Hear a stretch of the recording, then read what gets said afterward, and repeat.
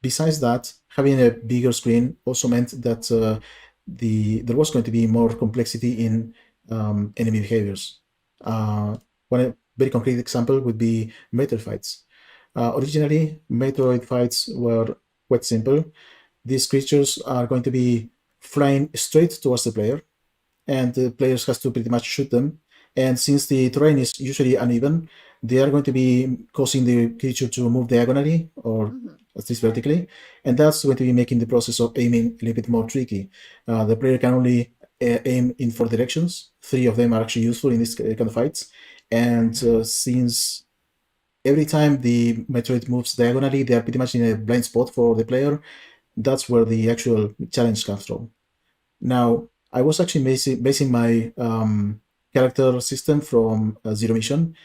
That game allows you to aim in 8 directions. If I were to be using this kind of AI, it would be super, super easy to overcome. I would need to compensate by making this creature super fast and potentially very annoying and punishing, or actually making the behavior a bit more complex and erratic, at least for the casual player. So I also added a little bit of a shielding on the top half of the creature, so you would need to hit the underbelly with missiles. And yeah, that added another layer for just emphasizing on positioning and aiming with the possibilities that this character controller has. Now, one of the little details I just want to call out. Would you hit play on that video one more time? Yeah. One of the little details I want to call out there is actually that shielding is very well communicated, right? It's not only visibly there with the purple texture, but also when you actually shoot with the missile and it hits that shielded area, the missile actually doesn't disappear and go poof and do nothing. It actually bounces off and spins in the opposite direction. Yes, that's And part of the zero mission design. Everything that yeah, doesn't take damage is going to be making that missile bounce. And it's very clearly communicated. There's a sound effect that's very distinctive. It's like a pling kind of sound. And yeah, you're not doing damage. There's no enemy flashing, so you know that whatever you're doing is not being effective. And yeah, the artist was very effective at making different textures feel convey different functions. And yeah, that was part of my design notes that I provided.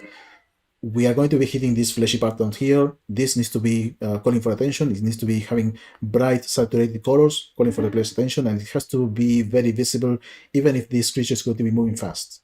And the rest of the stuff needs to be looking sturdy with a texture that looks, worn out and, solid. And hopefully, people are going to be understanding that. Besides, they're going to be trying their firepower on that and realizing that.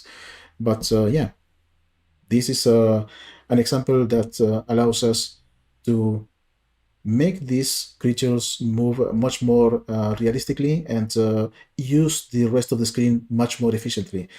The later evolutions of these same creatures, they do have different attacks that use a lot of real estate on the screen. And yeah, the more mobility items that the player has, the more demanding these creatures are going to be.